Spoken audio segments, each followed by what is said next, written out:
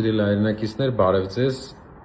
Ադրբեջանի կրոնական առաջնորդի տեղակալը, Փաշազադեի տեղակալը հայտարարել է, որ իրենք Հայաստանում ունեն 500 մզկիթներ, որ ոչնչացվել է, եւ այդ 500 մզկիթները պետք է վերակառուցվի եւ հանձնվի Փաշազադեի կառույցի տնօրինմանը։ Նույն ժամանակ Ադրբեջանը ոչնչացնում է հայկական եկեղեցիները այնտեղ։ Նրանք ուզում են մզկիթներ կառուցել Հայաստան եւ դա հայտարարում են երկրի հոգեվոր առաջնորդի տեղակալի մակարդակով։ Ուզում են Հայաստան բերեն 100 հազարավոր ադրբեջանցիներ եւ դա հայտարարում են երկրի նախագահի մակարդակով։